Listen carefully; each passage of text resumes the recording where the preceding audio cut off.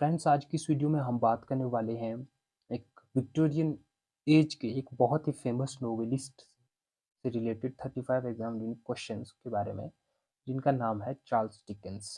तो आपने इनके बहुत फेमस वर्क्स पढ़े होंगे, tales of two cities, Oliver Twist पढ़ा होगा। तो वो काफ़ी ज़्यादा फेमस जो है उस टाइम के ये नोवेलिस्ट थे और उनको रिकग्नाइज्ड भी किया जाता है एक लिटरेरी जीनियस के तौर पर। ठीक है, तो आज की इस वीडियो का टॉपिक ही चार्ल्स डिकेंस होगा। वीडियो थोड़ी सी लेट आई है तो थोड़ी सी माफ़ी चाहूँगा, क्योंकि मेरे जो कुछ हेल्थ इश्यूज हो चुके थे तो उस कारण से मैं वीडियो अपलोड नहीं कर पाया था। तो नाउ अब आपके लिए कंटिन्यूस वीडियो अपलोड होंगी। तो first important question, when was Charles Dickens born? Charles Dickens का बर्थ कब हुआ था? 7 फरवरी 1812 में। ठीक है, बहुत इंपॉर्टेंट है अगर आप डिस्क्रिप्टिव टाइप क्वेश्चन कर रहे हैं। ठीक है, next question is where was Charles Dickens born? तो जगह का नाम था पोर्ट्समाउथ, जो कि इंग्लैंड में है। काफ़ी इंपॉर्टेंट है ये भी। ठीक है, ये भी नोट कर लेना है। और एक बात जो कि उनकी लाइफ से रिलेटेड मैं आपको बताना चाहता हूँ, जो कि काफ़ी ज़्यादा इंपॉर्टेंट है, कि ही faced hardships when his father was imprisoned for डेब्ट and he was forced to work in a factory and his this experience shaped his later writings.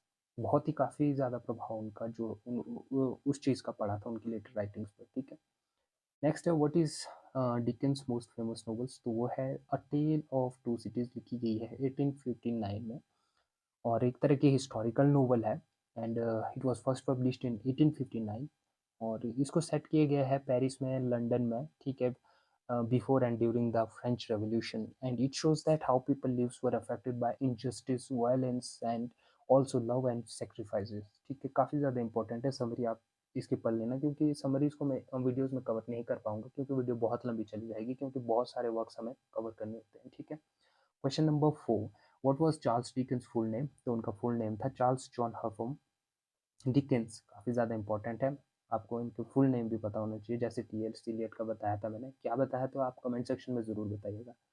Question number 5, which famous quote begins a tale of two cities? A famous quote from a tale of two cities, तो वो थी it was the best of times. यानी कि उस time period पे जो wealthy classes के लोग थे, वो काफ़ी ज़्यादा, उनके लिए टाइम बहुत अच्छा था, बहुत अच्छे जीवन व्यतीत कर रहे थे। ठीक है, and it was the roast of times. ये मतलब जो उस टाइम पे जो पीपल थे, जो कि पुअर पीपल थे, वो जो है फील्ड विद पोवर्टी, इनजस्टिस, उनकी लाइफ जो है बहुत ही बैड थी उस टाइम पीरियड पे। ठीक है, तो ये कोट है उस टाइम की। ठीक है, question number 6, who said please I want some more? ये कोट जो है ओलिवर ट्विस्ट से ली गई है।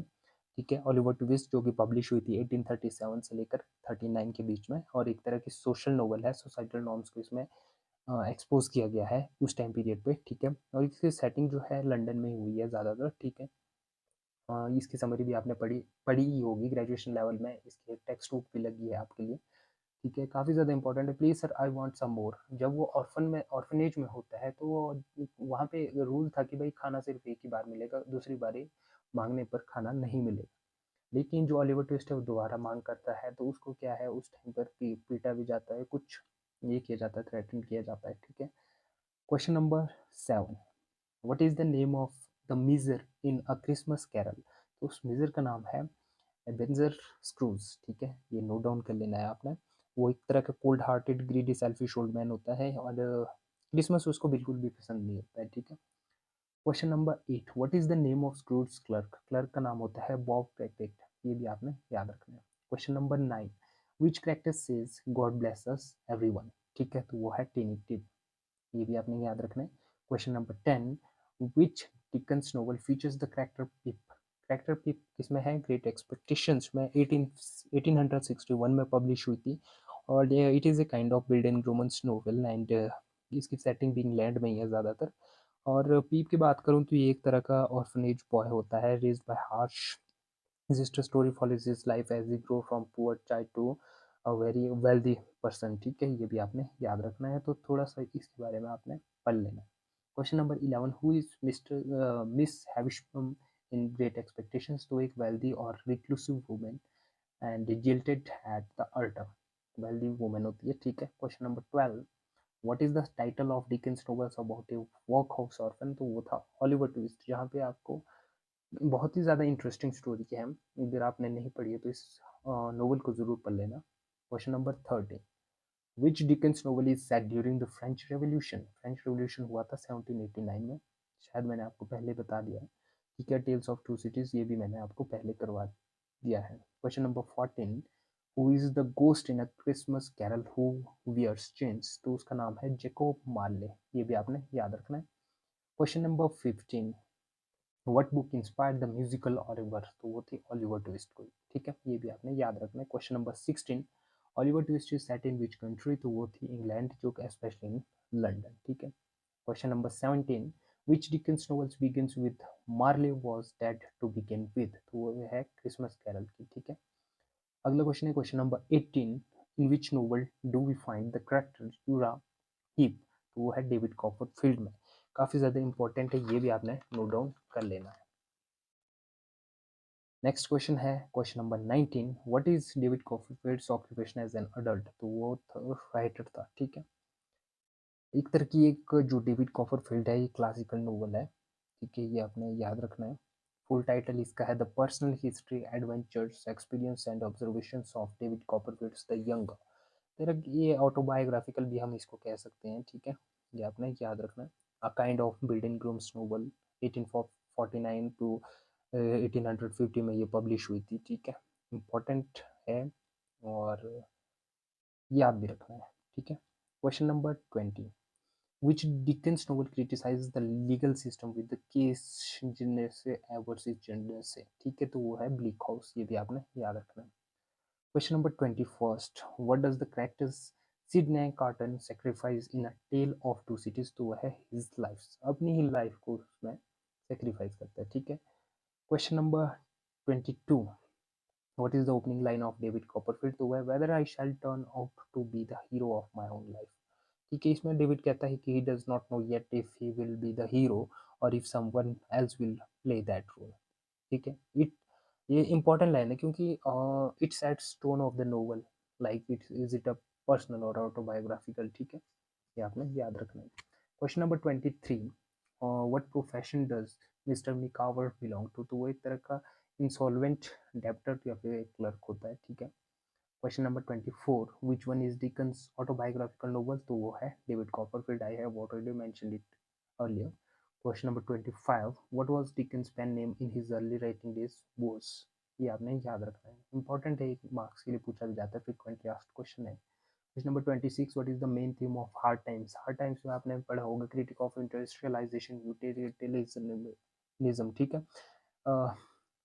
यूटिलिटेरियनिज्म क्या है? The best action is the one that brings the greatest happiness to the greatest number of people, ये आपने पढ़ा ही होगा। इंडस्ट्रियलाइजेशन मतलब जब जो है मशीनीकरण होने लगा था, ठीक है, ये चीज़ें उसमें क्रिटिक की गई है। बॉन्डर बाय वाला जो नोवेल है उसमें आपने पढ़ा ही होगा, थॉमस हार्डी की, ठीक है।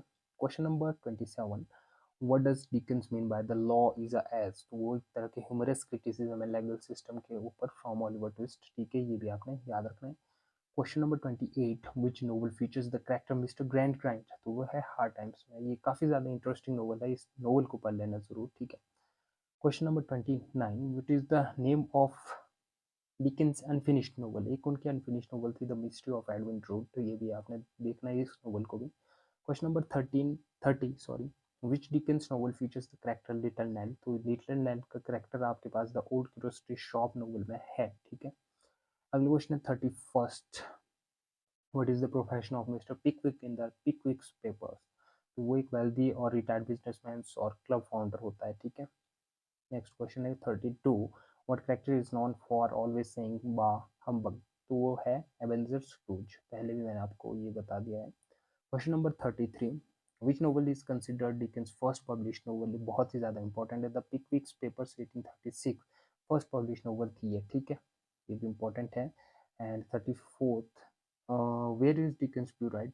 उनकी डेथ के बाद उन्हें कहाँ पे दफनाया गया था? तो वो था वेस्टमिंस्टर एबे लंदन में, ठीक है। Last or not least and very important question is the central message of a Christmas choral क्या था? Redemption and the spirit of Christmas, ये भी आपने नोट डाउन कर लेना है। बल्कि इनकी जितने भी मैंने आपको नोवेल्स बताई है इसमें इंपॉर्टेंट कैरेक्टर्स बताए हैं, अगर हम इनकी समरीज पढ़ लेंगे तो आपको जो है काफ़ी ज़्यादा बेनिफिट मिलेगा। क्योंकि मैं इन क्वेश्चंस में आपको समरीज़ को कवर नहीं कर पाता हूँ। मैं सिर्फ़ इम्पोर्टेंट जो क्वेश्चंस हैं, जो आपके एग्ज़ाम्स में पूछे जा सकते हैं, वही क्वेश्चंस लेकर आता हूँ। तो इसी में आपको मैं थोड़ा-सा नोवेल के बारे में थोड़ी-सी कॉन्टेक्स्ट बता देता हूँ कि क्या है उस नोवेल के अंदर। तो बाकी जो समरी है, पूरी समरी तो आपको खुद पढ़नी पड़ेगी, इन डेप्थ स्टडी उसकी करनी पड़ेगी, ठीक है? तो आज की इस वीडियो में हमने बात की थी चार्ल्स डिकेंस की 35 मोस्ट इंपोर्टेंट क्वेश्चंस की। अगर आपको इसमें कुछ भी डाउट है तो मुझे आप कमेंट सेक्शन में अपना कमेंट ज़रूर बताइएगा, और मिलता हूँ अपनी नेक्स्ट वीडियो में। तब तक के लिए thanks for watching the video and best of luck for your upcoming competitive exams. और आपको जो वीडियोस हैं वो आप कंटिन्यूसली मिलती रहेगी। तो stay tuned with Oxford English literature channel.